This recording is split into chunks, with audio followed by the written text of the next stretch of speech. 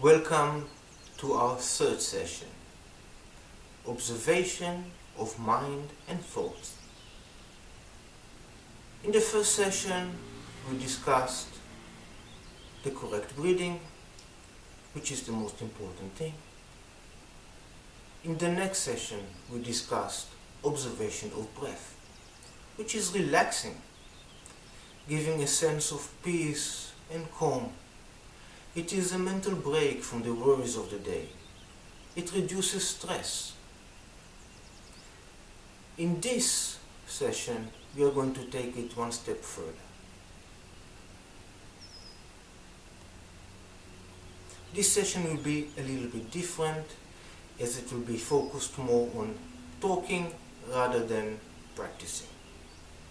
The exercises themselves that you will learn are very easy to understand.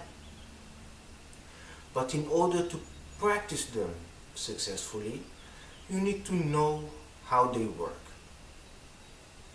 So we will give techniques, a few techniques, and we will also discuss why these techniques work and how meditation on mind and meditation itself helps you get the following benefits. The first one is increased productivity and focus. Increased effectiveness at whatever we do. That is the first benefit of the meditation techniques that we will learn. The second, a feeling of contentment and joy. The third, safety. And the fourth, creativity and insight. So we will go into how practicing meditation helps us establish each of these things. Let's begin. So, we already learned how to observe our breath coming in, going out. But what is observation of mind? Observing our thoughts is very, very different than thinking our thoughts.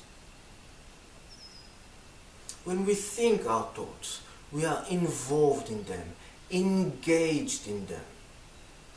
We follow them indiscriminately. We follow them compulsively. We identify with them totally. In contrast, when we observe our thoughts, we create a distance, a gap between us, the observer of thoughts, and the thoughts, the object being observed. Again, a gap. We are the observer of thoughts, the thoughts, the object being observed. We observe them rather than engage in them. We keep a distance. That distance is the essence of meditation. So, how do we do this? Let's give a few techniques. Before we practice observation of mind, we need to first practice observation of breath, just to relax ourselves. It's very difficult to jump to observation of mind. So before practicing this, please take a few moments, observe your breath, relax.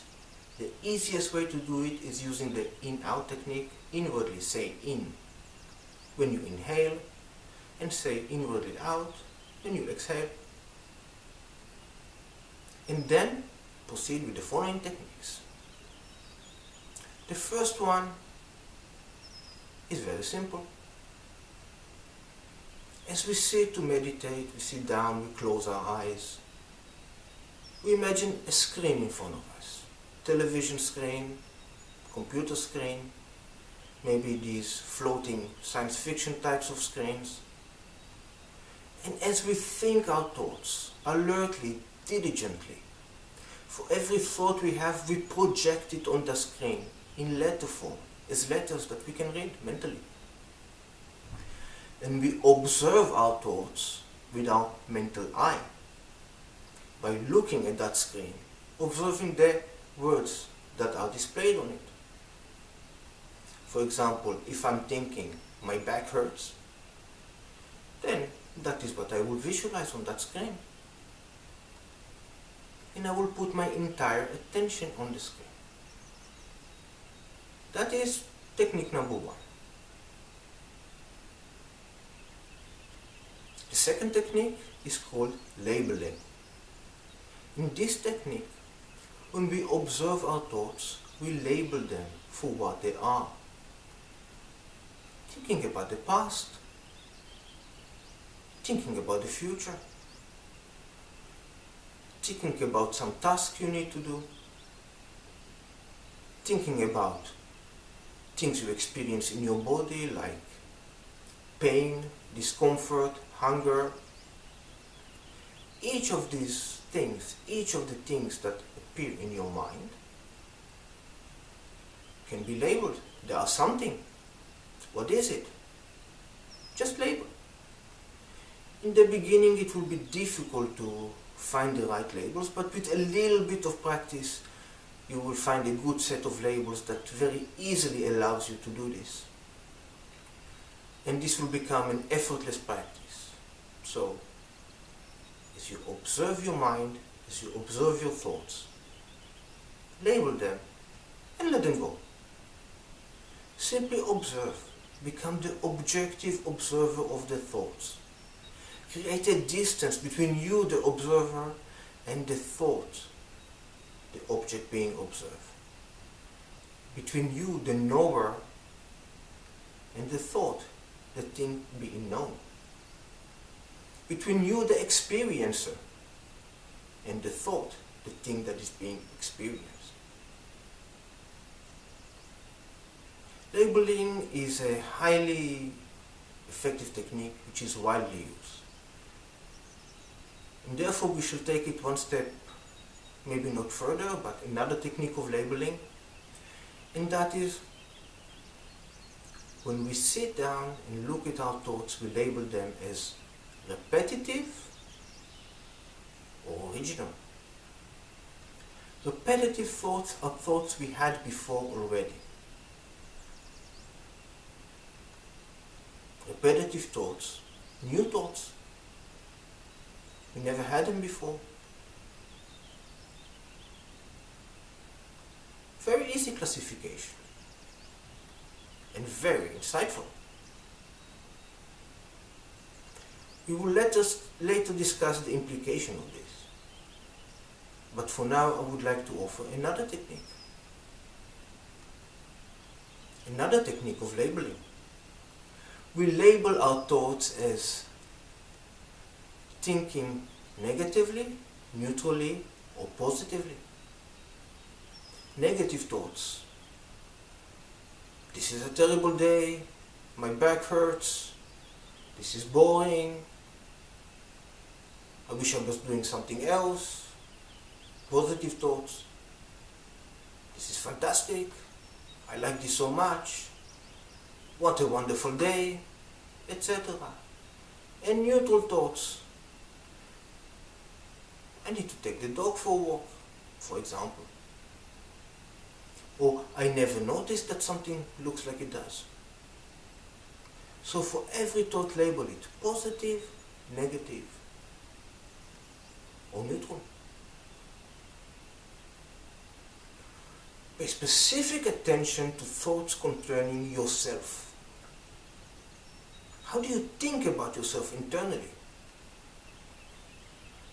When you think about yourself, is it mostly negative? I'm not good, I cannot do it, it is too much, I was never good at this.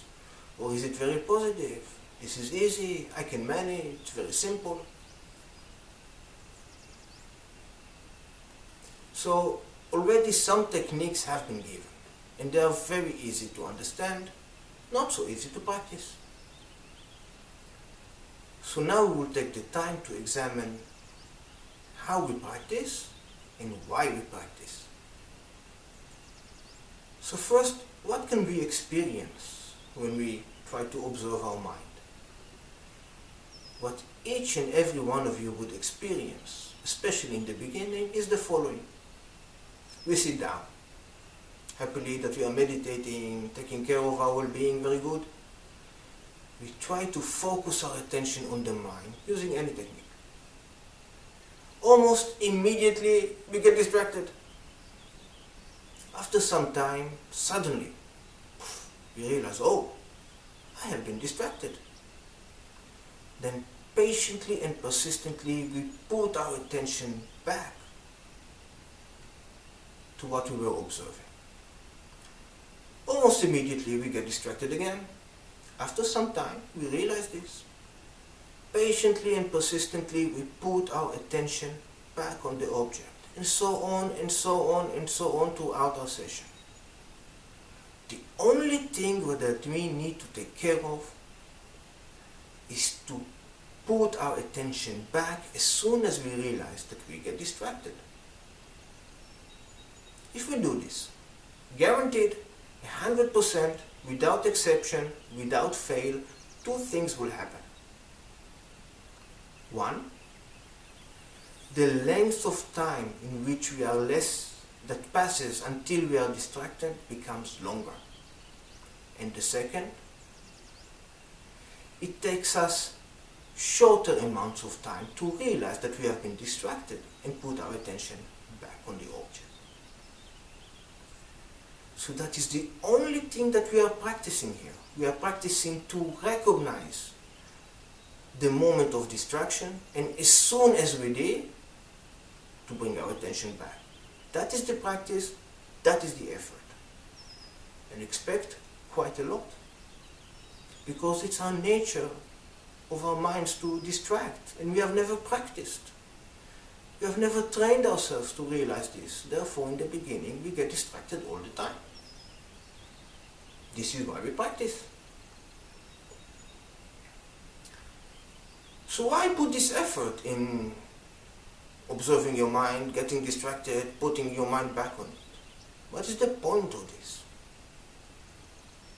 What you are actually practicing is mental focus. To put your attention on the task at hand. And when distracted from the task at hand, in this case meditation, you teach yourself to recognize and be alert to that distraction, and as soon as possible you bring yourself back. That means you are focused, attentive at whatever you're doing. Now is meditating, but this is just the foundation.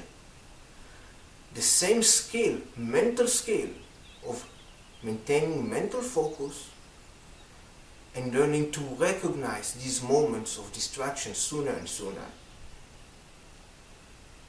When you get it while you're meditating, you get it everywhere. No matter what you're doing, that skill is there. Attention is always there. So when we practice this constant bringing back of attention in spite of our distractions, we are practicing mental focus.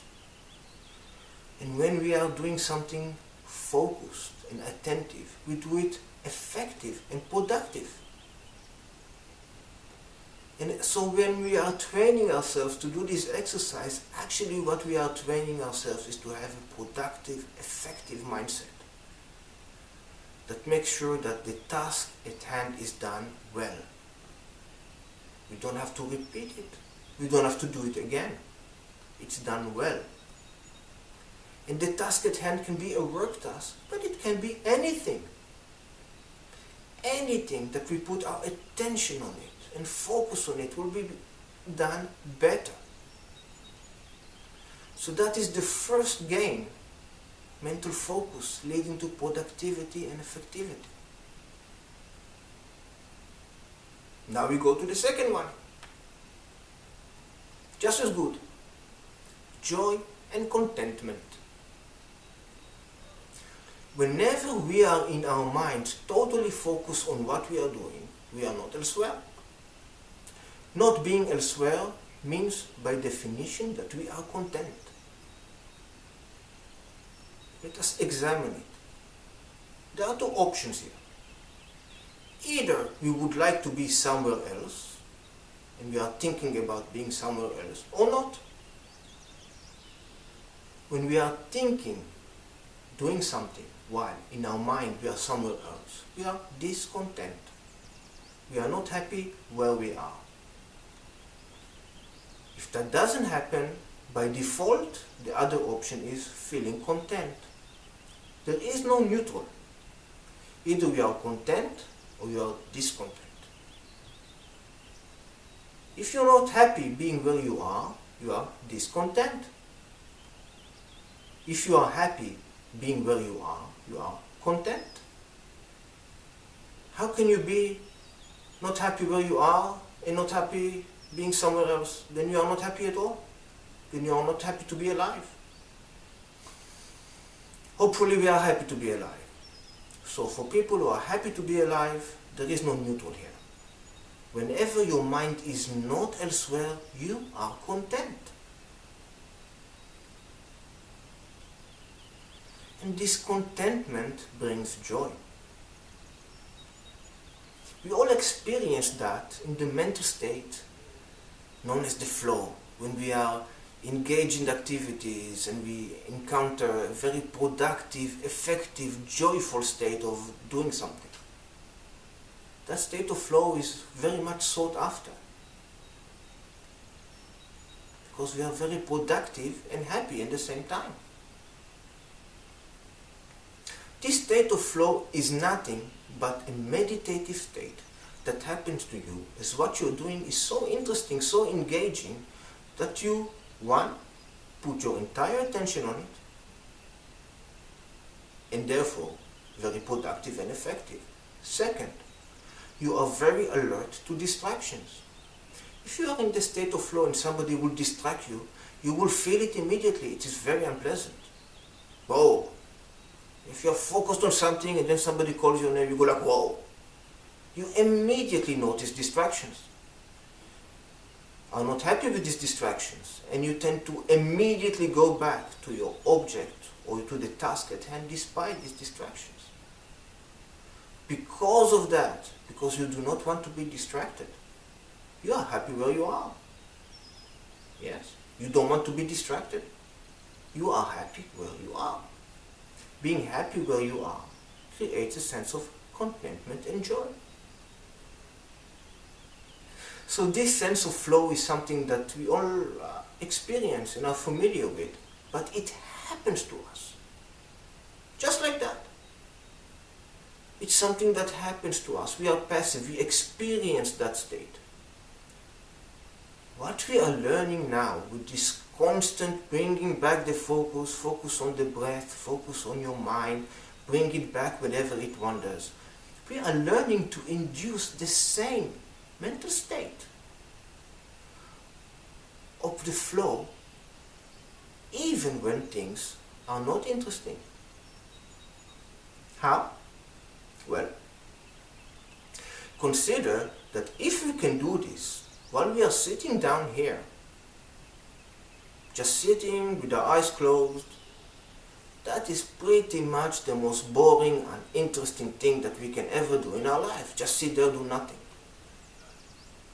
So if we can train ourselves in this inherently uninteresting state to be mentally alert, it becomes much easier to practice when something is actually going on.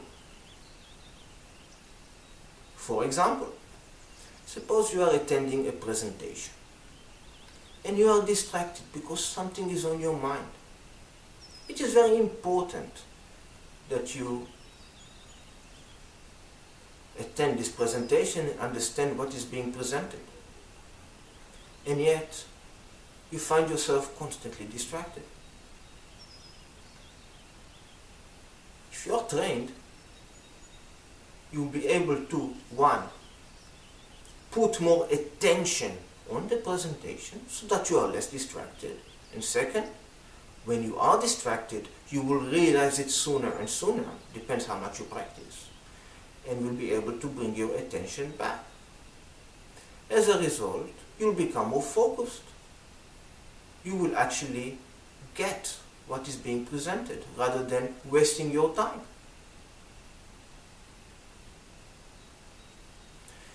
So this is a practical example. Another practical example is listening. When you listen to somebody, if you learn to put your entire attention on the speech, the quality of your listening will improve. Now naturally, when people are saying things, they tend to trigger things in your head.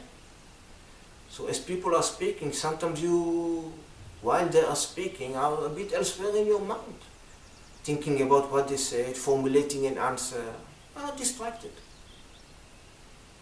If you are trained, you'll be able to recognize this as it happens and put your attention back to the listening. This is called active listening, and it's a very, very fundamental people skill. And this kind of listening can only be achieved if we practice attentiveness. Because quite frankly, if somebody is saying fascinating, original, new things, we will actively listen naturally. But many people who talk to us, it takes practice to do it when somebody is saying things which are not the most interesting stuff in the world, and yet it's important to listen. That takes practice. That practice can only be gained if we meditate. And any such practice that induces mental focus, in this case I call meditation. So we talked about the performance aspect, we talked about the feeling of joy and contentment that we experience when we are not in the mind elsewhere. But there is another very important aspect to this, and that is safety. Attention is the foundation of safety. When we do something with attention and focus, we do it in a safe manner. For example, going up and down the stairs. We know how to do it. It's very easy. There is no reason that an accident should occur, and yet accidents do occur. That is why we need to hold the rail. Why do accidents occur while going up and down the stairs? Such a simple thing.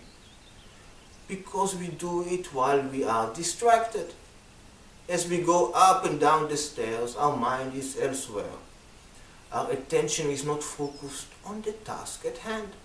And therefore, even that simple thing of going up and down the stairs can lead to accidents. Looking at it another way,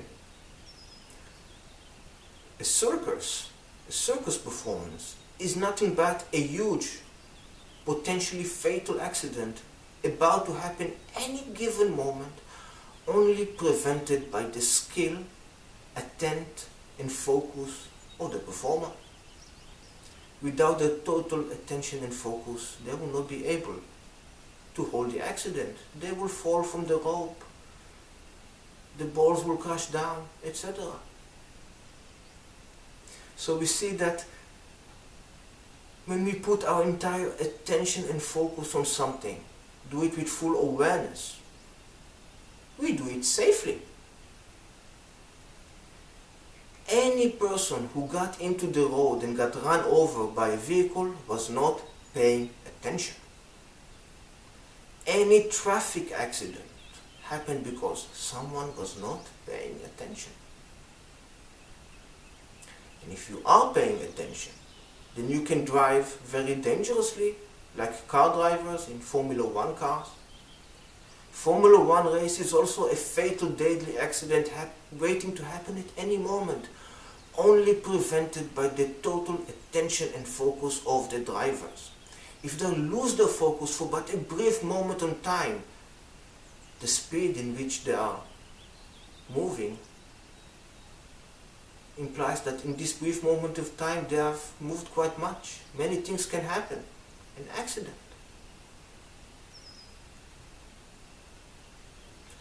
So attentiveness and alertness is very important for safety. And when we do something in a safe manner, then we are relaxed and distressed. Driving a car in very unsafe situations is very stressing. Driving a car in a beautifully relaxed, open road with no much curves, very relaxing. So doing things safely, the same thing, is much more relaxing.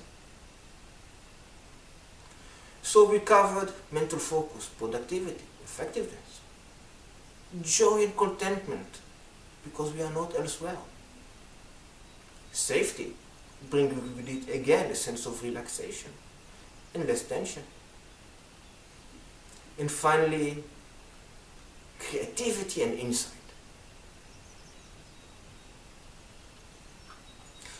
One of the exercises that I taught you earlier was about looking at your mind, at your thoughts, and labeling them as original or repetitive. I'm sure you do not need to do this exercise in order to realize that most of your thoughts are not going to be original and insightful. They are going to be repetitive. As we practice observing our thoughts as the objective observer, us, the objective observer, versus the thoughts, the object being observed, something interesting happens.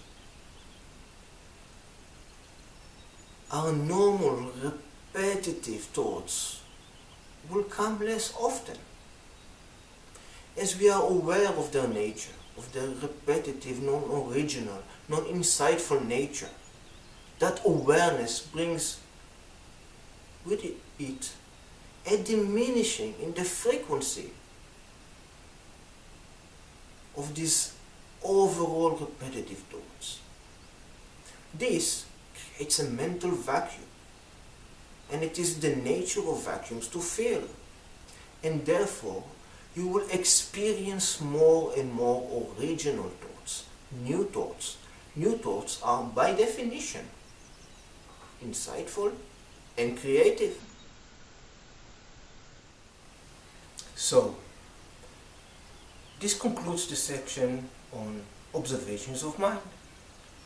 We have seen how the simple exercise of observing our mind, trying to hold on to that state of observation for longer and longer periods, and developing the ability to recognize sooner when we get distracted.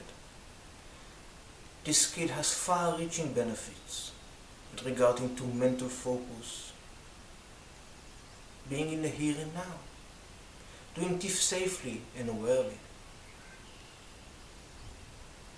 So,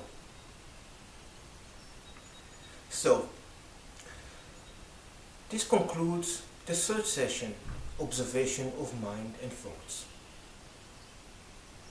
In the next session, we are going to take it to the next level, and that is mindfulness, which is meditation in motion, the ability to enjoy the meditative states and its mental benefits while we are engaged in other activities.